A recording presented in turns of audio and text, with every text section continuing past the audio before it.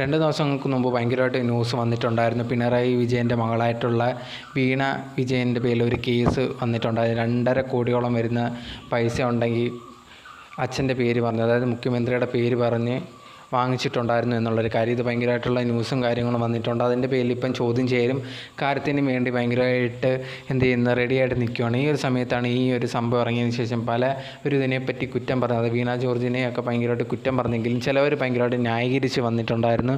ഇതൊക്കെ ചുമ്മാ പറ്റിക്കാൻ വേണ്ടിയാണ്, ആൾക്കാരെ തെറ്റിദ്ധരിപ്പിക്കാൻ വേണ്ടിയാണ് കുറേ പേര് ശ്രമിക്കുന്നതെന്ന് പറഞ്ഞിട്ടുണ്ടായിരുന്നു. വീണ വിജയനെ മനഃപൂർവ്വം കരിവാരിത്തേക്കാൻ വേണ്ടി ശ്രമിക്കുകയാണ്, അങ്ങനെയൊക്കെ പറഞ്ഞ് കുറേയധികം പേര് സപ്പോർട്ട് ചെയ്ത് സംസാരിക്കുന്നുണ്ടായിരുന്നു. എനിക്ക് തോന്നിയൊരു കാര്യം, ഒരു വ്യക്തി തെറ്റ് ചെയ്തിട്ടുണ്ട് എന്ന് പ്രൂവ് ചെയ്താൽ, അത് ചിലപ്പോൾ നമ്മൾ സപ്പോർട്ട് ചെയ്യുന്ന ഒരു വ്യക്തിയാണ്, തെറ്റ് ചെയ്തിട്ടുണ്ടെന്ന് വ്യക്തമായി കഴിഞ്ഞാൽ അതിനെ ഒരിക്കലും സപ്പോർട്ട് ചെയ്യരുത്. കാരണം അതൊരിക്കലും ശരിയായിട്ടുള്ളൊരു കാര്യമല്ല എന്ന് പറഞ്ഞ് നമുക്ക് ഫുള്ളായിട്ട് അങ്ങനെ തെറ്റ് ചെയ്തു എന്ന് നമുക്ക് ഉറപ്പിച്ച് പറയാനും പറ്റില്ല. കാരണം എന്ന് പറയുന്നത് ആ ഒരു കാര്യം ഫുള്ള് ഇൻവെസ്റ്റിഗേഷനൊക്കെ നടന്നുകൊണ്ടിരിക്കുകയാണ്. അതിൻ്റെ കാര്യം ചോദ്യം ചെയ്യലൊക്കെ കഴിഞ്ഞാൽ മാത്രമേ അറിയാൻ പറ്റത്തുള്ളൂ. അപ്പോൾ നമ്മൾ സപ്പോർട്ട് ചെയ്യുന്നതോ അല്ലെങ്കിൽ സപ്പോർട്ട് ചെയ്യാതിരിക്കുന്നതോ ഒക്കെ നമുക്ക് കുറ്റപ്പെടുത്താൻ എല്ലാം ചെയ്യും. ബട്ട് അതിന് എല്ലാത്തിനും ഒരു പരിധി ഉണ്ടെന്നാണ് എനിക്ക് തോന്നിയിട്ടുള്ളൊരു കാര്യം.